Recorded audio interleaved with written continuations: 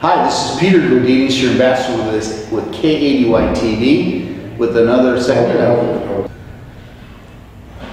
Hi, this is Peter Godinez, your ambassador with KADY TV, with another segment of Good Morning Oxnard. And again, one of my favorite topics here is having my time with my mentor, George Miller, from citizenjournal.us, which I'm actually getting pretty good at saying now. But he actually, I don't know, how late did the meeting go last night? We went around midnight. By the time I went outside and talked to people, I looked at my watch, it was 12:59 a.m. before I headed home last night. Well, he had a busy day today, but I won't get into that. But you know, there were some real interesting things that happened last night. And we have, just to say, we're getting a lot of people watching this, so thanks for watching and pass it on. But, well, good morning. First, I'm going to tell you what we're going to tell you. You know what? Yeah, that's the English thing. Yeah, we're going to do a review of the Strawberry Festival that was last weekend. And the big news last night probably was renewal of the moratorium on power plant construction. Interesting. In Oxnard. And then we're going to talk about the fact that the council voted to raise the hotel tax for Ventura District by 33% last night and renew the district itself. We're going to get a new car wash in town. I thought we had enough already, but I guess we don't. I feel like that's on Nothing to do, all right. The city overrode the planning commission to build a new 50-unit apartment complex, which I'll talk about. Also, the whales are still running offshore. Ooh, we have pictures to prove it on citizenjournal.us. So when they're there in Citizens Journal, gray whales, you'll see them. Right. The council voted to renew the Mandalay Beach assessment, which is basically the colony and the hotel, that whole area, right? And they also voted $1.6 million out of the Measure Road to pay for interest on bonds. Interesting. They got a lot done last night. Who was actually facilitating that? It was actually Tim Flynn. Okay, kudos to him. A hard driver. And of course, having city manager Neithoff in place has facilitated things. More gets done at the meetings because there's more preparation by the staff before meetings. But first, let's talk about the Strawberry Festival. That was the highlight of the week, really. But the Strawberry Festival is the largest event in Oxnard. They say there's 70,000 people. I don't know, I didn't count them myself, but I don't dispute it after waiting on the food lines.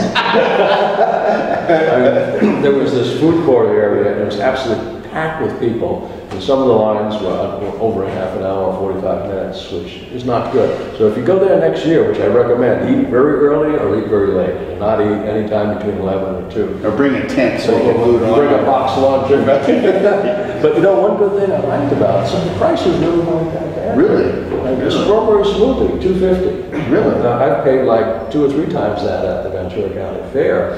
So the prices were reasonable. I went to the Ambassadors of Peace booth and I bought beautiful chocolate covered strawberries, 4 for $5. And these were big strawberries with lots of chocolate. Wow, you had your fill. Yeah, Ambassadors of Peace is the outfit that ran that Peace March last week. Oh, okay. The same one. Pablo so Greg was there? Greg interviewed was there. Yes. Greg Neithoff and his wife was there. Greg was wearing a black hat, which you couldn't recognize.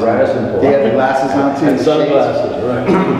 Also, the highlight for me, but they had an Elvis impersonator there. Now, oh my God. Normally, Elvis impersonators kind of gave me a flat. This guy was good. He's good. And he's a teacher at Warpaw High School. His students supposed to have a trip. Does he teach music appreciation? I don't know what he teaches, but he really had a way with the crowd. Wow. He would go and pull ladies out of their seat and bring them off the stage in a way that stopped just short of pissing off girls. He just knew exactly. Knew how to ride the line.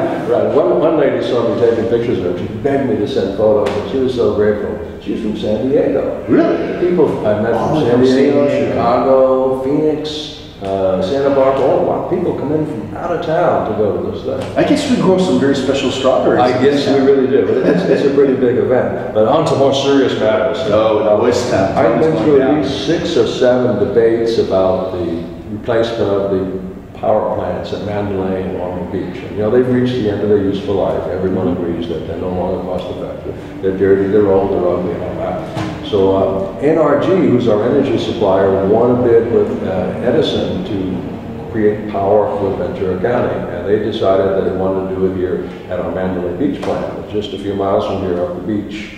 and replace a 55-year-old plant with a brand new state-of-the-art, low-profile, high-efficiency, modern unit. And there's a lot of opposition because local people, I'd say probably about 3 to 1 are opposed to doing that because they're worried about the aesthetics and they're worried about the so-called pollution. Right? Now, whether we put the plant here or we put it in Moore Park, it's going to be the same amount of pollution. And frankly, it's pretty low. Natural gas is a pretty clean burning thing. As you just heard from Maria Ventura, who just interviewed before me, the local gas company representative. It's very plentiful, so we don't have an energy shortage for gas and probably won't for at least a century. But there's a lot of dispute about the effects of that on the climate and stuff like that. Anyone who watches city council meetings already knows my opinion. This is not an opinion show, so I'm not going to get on that. Well, do a lot of people who are opposed to it have their own solutions? Well, yeah. Basically, people want to build someplace else. Let somebody else have it. And the second thing is they like to see more alternative energy. Now, the law says that by 2020, 1/3 of all electric power generated in California has to come from alternative means, which are primarily solar, wind, and hydroelectric. Right. And all those are handicapped by the fact that they're not reliable. Right. So gas provides the baseline power. It used to be nuclear, and we still do have 4 nuclear plants, but they're being shut down. So that means gas is the only alternative baseline power that we have. And it's a pretty good alternative. Yeah. So is there opportunity for diversity and have alternatives and all Well, we're doing that. They're building 1/3 of our capacity already by 2020. Okay. Let me tell you, that's a stretch. Okay. I've heard about several major solar projects going broke. I see. So we can't count on the fact doing 1/3, but there's now a move to make it half in, I guess, just another 10 years. Being an engineer, I'm a little worried about that. Okay. We need to have something to fall back on. But the other thing the city brought up last night, and they really pushed this hard, Dr. Williamson put out a risk report, which has already been turned over to the California Energy Commission. And basically what he says is that there's a danger of a 500-year flood, and in combination with a cessation of dredging of the Ventura Harbor, which would mean that sand would no longer be washed down along the coast, which might erode the dunes, and sea rise, and a major earthquake of the Ventura Fault collapsing, that the area around the plant might be flooded. Okay, that's possible. That's a stretch. First of all, we already had a 500-year flood in 1983. Guess what? The plant's still there. So the question is that really a serious risk? There was also debate about sea rise. Now, the city is spending well into six figures for a sea rise study, which is also being supplemented by one of the, I can't remember which organization right now, that's put money into it also. Right. But 13 other cities have also done sea rise studies. So my question is, if Malibu did a sea rise study, why do we need one also?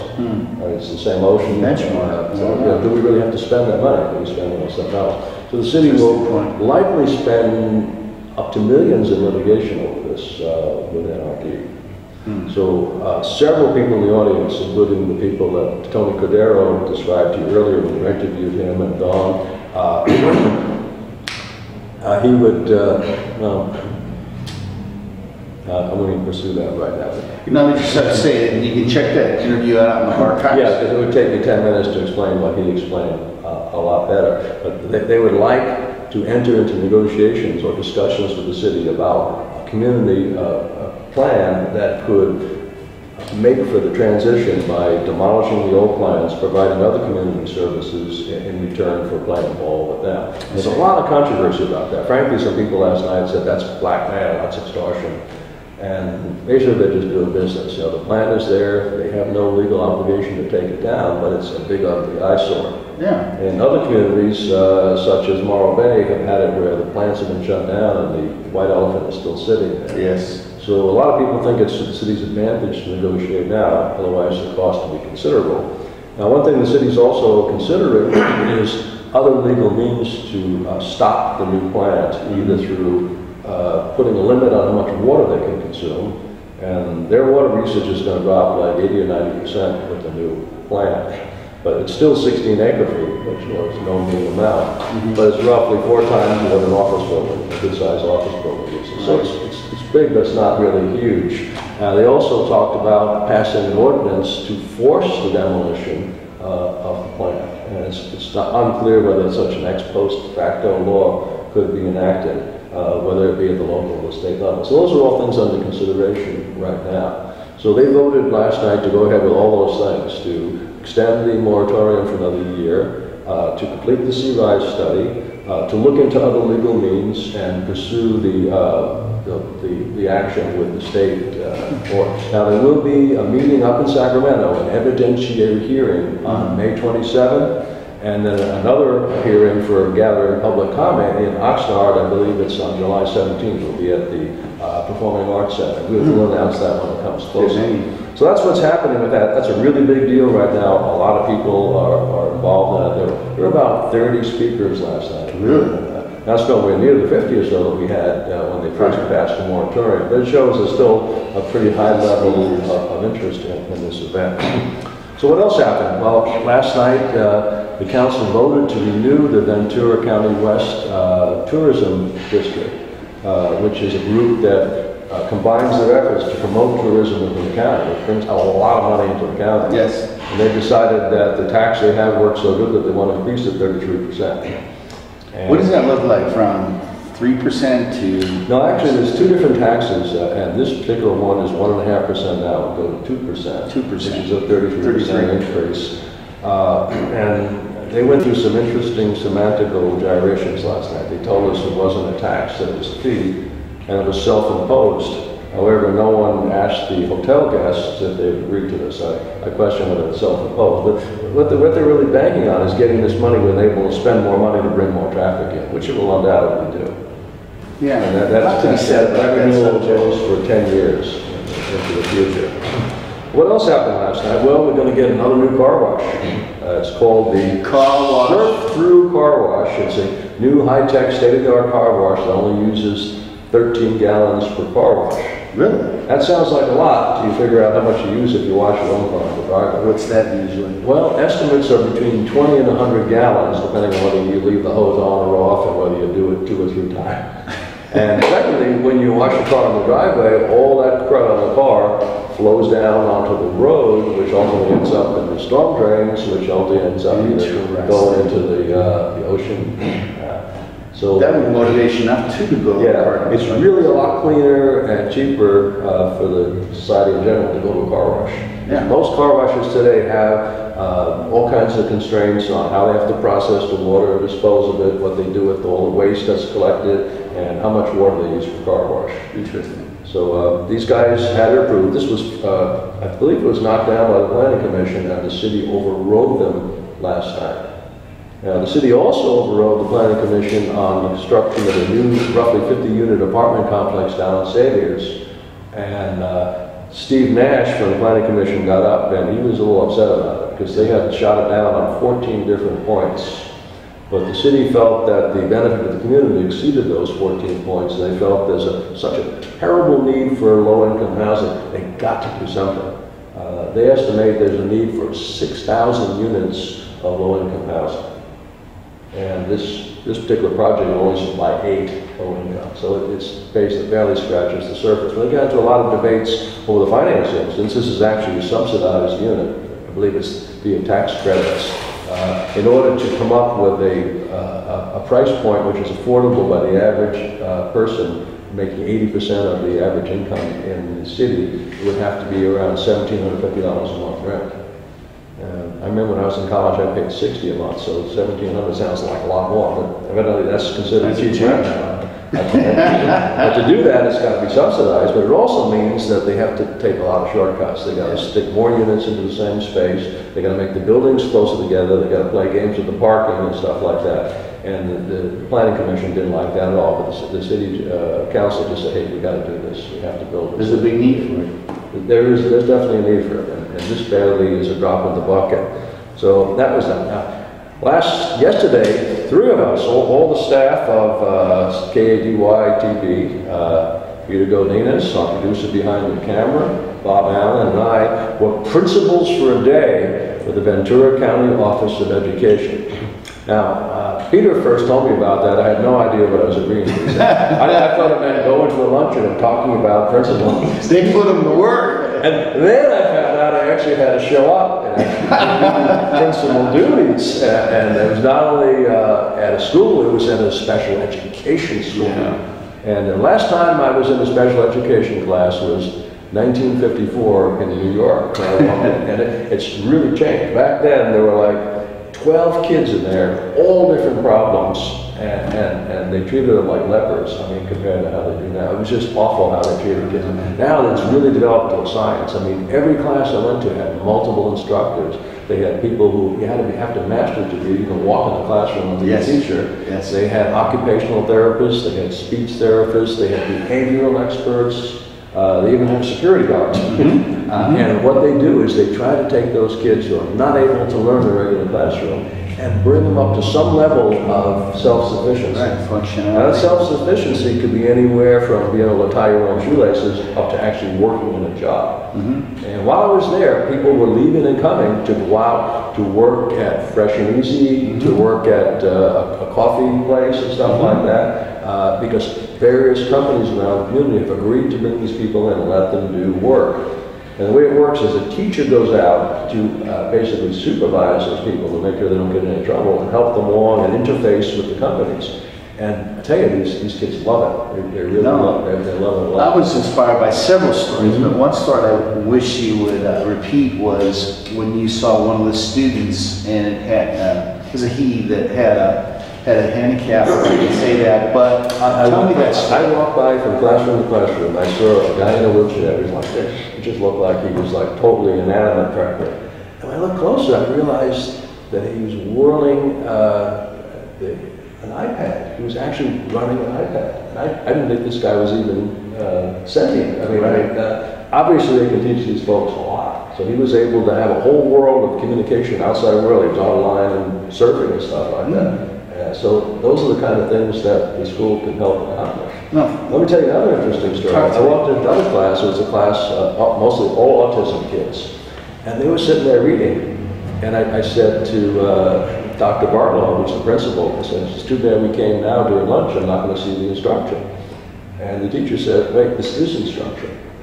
And I said, what do you mean? He said, well, we've taught them not to hit each other, to sit still, to use a fork, not to spill stuff on the floor, and to open a bottle.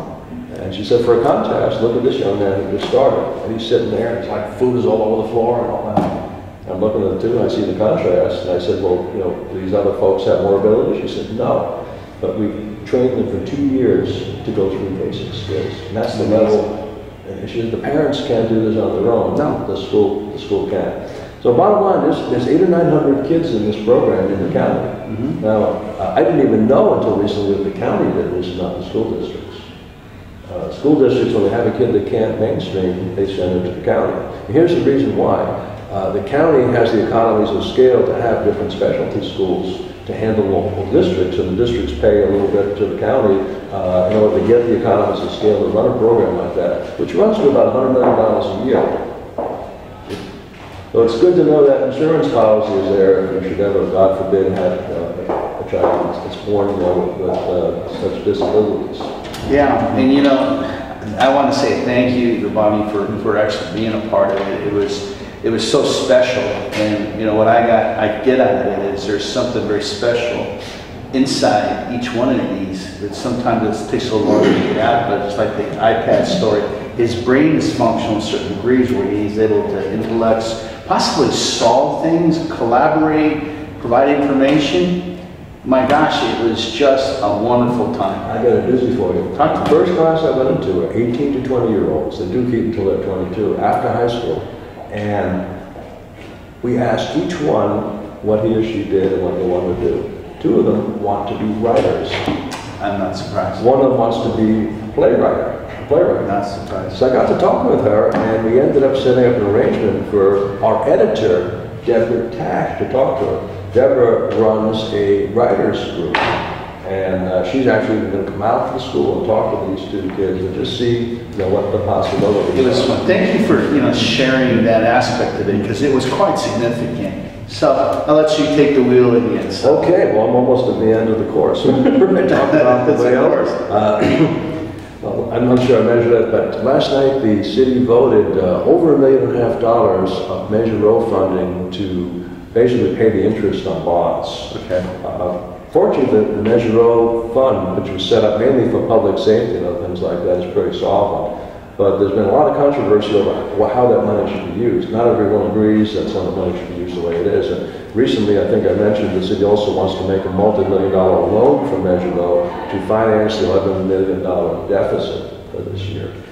Now, I believe next Tuesday we're going to have a special budget meeting, and the city will also be having closed-door meetings themselves over or after Memorial Day weekend, and they want to pull together the budget and come up with something by the end of June. It's going to be quite a struggle to close that $11 million deficit. That's all I have for a week. That's a lot, actually. No, it really was. And I just got to give kudos to Greg Nyhoff, his staff. They're doing a great job, and we'll just keep on reporting it. And if we present a problem, let's talk solutions. Let's get all the right people in. You got it. So thanks a lot. Mr. Principal. Okay. That's right, Mr. Principal. This is Peter Godinez with KDY TV with George Miller. And until next time.